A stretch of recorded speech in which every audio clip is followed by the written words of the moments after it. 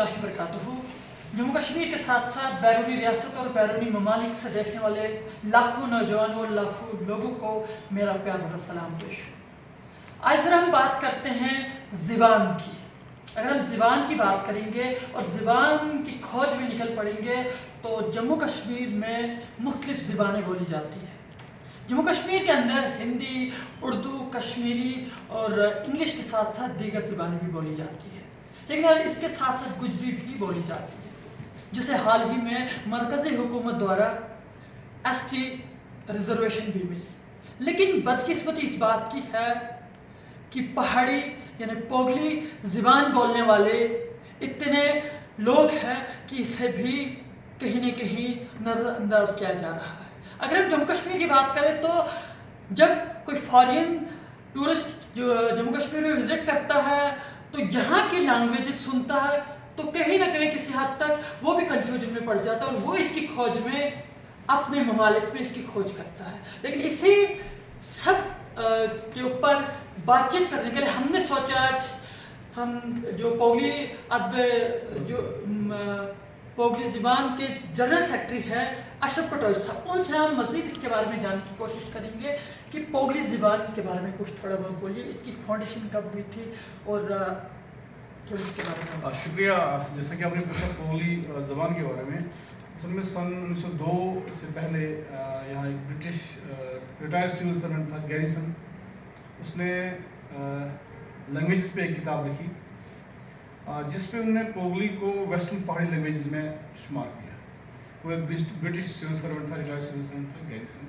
उसके बाद Peter hook आया, वो भी बरतानिया अमेरिका का फॉरेन ऑथर था, उसने भी इस पोगली लैंग्वेज के बारे में बहुत सी चीज़ें लिखी।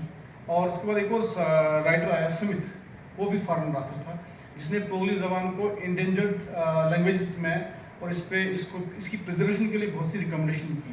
उसके बाद हम नेशनल ऑथर्स की बात करें, हम कश्मीर यूनिवर्सिटी के एक बहुत बड़े प्रोफेसर हैं अभी King Fahad University Saudi Arabia में, जिनका नाम प्रोफेसर नीलोफर बानी है। उन्होंने हाल ही में एक आर्टिकल, पहले भी उन्होंने सन 2012 में एक पहला आर्टिकल पोगली ज़बान के बारे में पब्लिश किया था और कुछ 15 या 20 दिन पहले भी उन्होंने दोबारा से पोगली लैंग्वेज के बारे में, इसकी बका के बारे में आर्टिकल लिखा। उसके अलावा डॉक्टर हमारे मरगूब साहब बानीहाल के हैं, कश्मीर यूनिवर्सिटी की कुछ फीमेल टीचर हैं, फीमेल जो है स्कॉलर्स हैं, जिन्होंने इस लैंग्वेज के बारे में लिखा। और इस लैंग्वेज को बोलने वाले कम से कम जो एस्टिमेट सर्वे है 6 लाख के करीब है, 5 से 6 लाख हैं। और ये पोगली ज़बान बोलने वाले पूरे जम्मू कश्मीर के अंदर फैल चुके हैं। और यहाँ तक कि एक former chief justice of India जो ठाकुर साहब हैं, वो भी इसी ज़बान के बोलने वाले हैं। इस ज़बान पे काम हमारा, चूँकि बहसीत पोगली बज़म के जनरल सेक्रेटरी अभी तक मैं 2 साल से काम कर रहा था, हमारा ये काम है कि लैंग्वेज को कैसे फ़रोग़ दें। चूँकि NEP 2020 नेशनल एजुकेशन पॉलिसी 2020 भी पस मंज़र पे है और इस पॉलिसी का एक मेन स्ट्रेस है कि किस तरह से हम लोकल लैंग्वेज के अंदर बच्चों को पढ़ा सकें, अंडरस्टैंड करवा सकें। तो जैसा कि आप जानते भी हैं कि मदर टंग में बच्चा इजीली अंडरस्टैंड कर सकता है एज़ कम्पेयर टू हम उर्दू, अंग्रेज़ी या हिंदी या दूसरी जो लैंग्वेज बात करें। चूँकि यहाँ की मदर टंग मेजॉरिटी ऑफ लोगों की पोगली है, हालांकि यहाँ कश्मीरी बोलने वाले भी हैं, गोजरी बोलने वाले भी हैं, डोगरी बोलने वाले भी हैं, लेकिन मैं कहूँगा कि 60 से 70% लोग यहाँ पोगली ज़बान बोलते हैं। और पोगली बज़म अदब का लैंग्वेज के मैदान में रिसर्च करना है, किस तरह से इस ज़बान को बढ़ाया जाए। बहुत बहुत शुक्रिया।